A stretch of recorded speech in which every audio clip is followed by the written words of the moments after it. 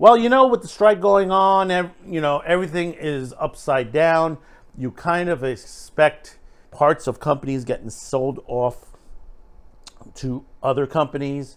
And, a lot, the thing about it is, let me put it in this perspective. One of the things that, especially like SAG is saying, that they want their cut of streaming. Now, I can understand that. I can understand if the money is there. I honestly don't believe a lot of it's there. I believe that the money that is being made is more toward fast channels and AVOD. A lot of these people are concentrating on what Netflix is making and what Paramount Plus and all the others are making.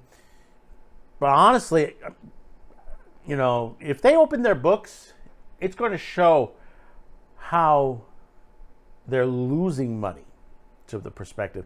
I mean, all you got to do, perfect example to the situation. The CW. Look at the CW and all the programming that they put up on there. How popular was these TV series truly? No, not very much. Most of these shows scored maybe a couple of 100,000 people. Not toward like NBC, ABC, CBS, that scores a couple of million that would watch a particular popular programming. But the CW had shows on there that just, at first they were doing very well. And then the same writers that are on strike right now, wanting more concessions on there was one of multiple reasons why these shows failed. But meanwhile, they want to pad their bucks. Now, I understand there's a lot of writers out there, good writers, really good writers, that are not getting the work that they should be getting or not getting paid what they should be getting. And the reason is a lot of these companies went with very inexpensive writers with no experience, more toward a political aspirations. You had writers out there writing stuff that just basically the average consumer did not want to see. So what did the CW do? They canceled practically everything and changing the entire network over when they were sold off. Not much left of the old CW. Some people say, well, nobody's really watching it. I mean, average viewer is 50 and above. But understand, they're rebuilding the network and they know who their viewers are. Will they continue the insanity that they've done in the past? Hard to say. But this is what's going on. But we have one particular person, one actor, who's done many movies, who's opened his own production house, interested in buying not one but two of the local cable channels, including the streaming site, for about a modest couple $1 billion. Here comes the money. Here we go.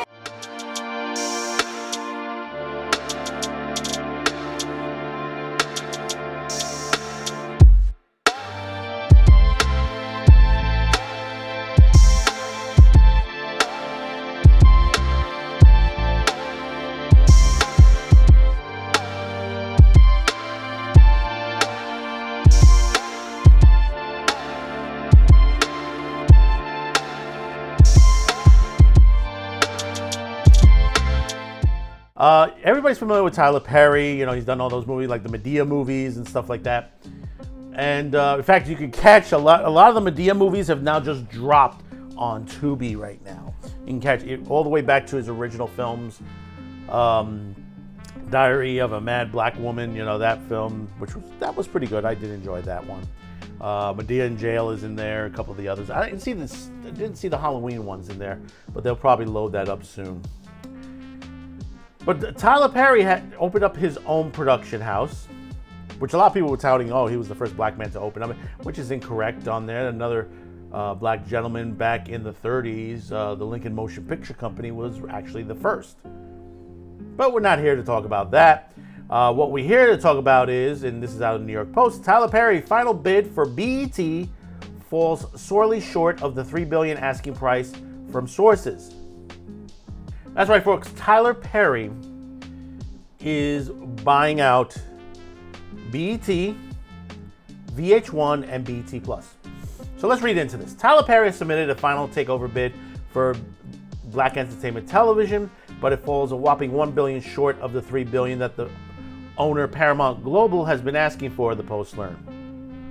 The media creator had offered $2 billion for the BET group, whose properties include cable channels BET, VH1, and along a BET Streaming Plus streaming service, to meet Paramount's final bidding deadline last week, according to insiders. I've heard he's about 1 or 2 under, a source close to the situation told the Post. The underwhelming bid from the frontrunner Perry, who already owns a 25% stake in BET Plus and has a primary equity backing for his offer, funds raises doubt as whether BET will get sold after all. Despite the fact that Paramount is desperate to unload BET along with other legacy assets, including Simon & Schuster Publishing House, according to sources behind on the negotiations. On one hand, Perry's lowball offer leaves the door open for another suitor, the comedian turned media mogul Byron Allen, who put in a bid of roughly $2.7 billion, according to one source close to the auction. Nonetheless, it's not clear whether Allen, who has amassed a media empire, which includes the Weather Channel, currently has enough financing to complete the deal, multiple sources say. Paramount's asking price is to roughly 10 times the BET Group's current $325 million in ETB, or earnings before interest, taxes, depreciation, and amortization, sources said. But BET Group's future profits at risk as cord cutting continues to hammer the ranks of U.S. cable subscribers. Paramount wanted to see committed financing when the final bids came in July 19, sources said.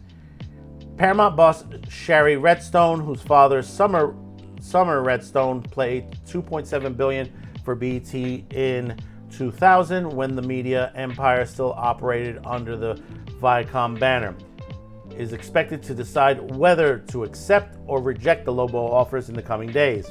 This is a dysfunctional company. Nothing they do surprises me, a source close to the process said. Perry, Allen, and Paramount did not return calls for comment.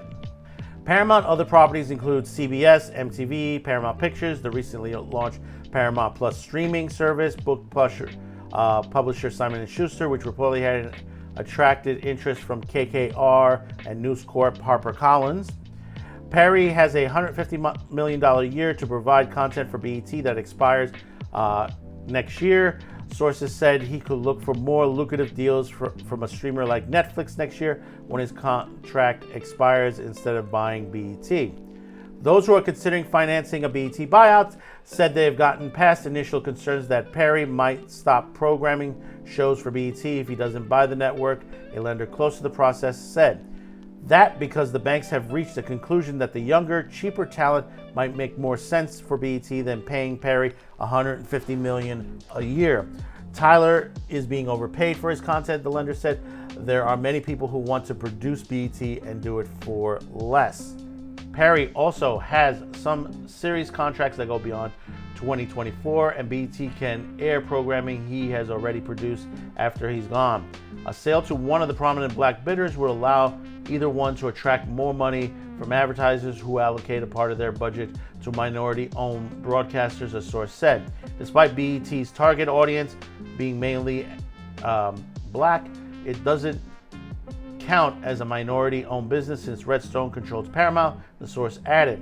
The auction is being run by investment bankers Sieber Williams and JP Morgan, sources close to the situation said. It was originally a black-owned. The original gentleman did sell it out to Paramount years ago.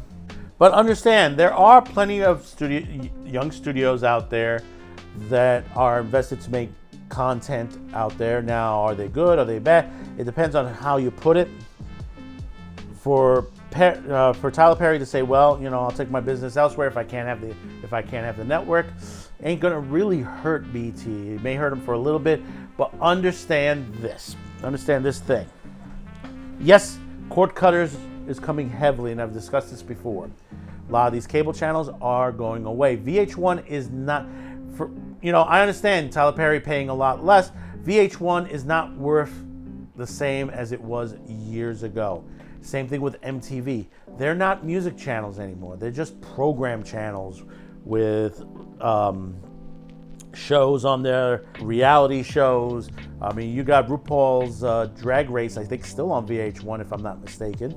I mean, for someone to come in, say, with a couple of good ideas for shows, sitcoms, dramas, mini movies, there's a lot of us out there. Remember, I said this is the Iron Age. The independent content creator is out there.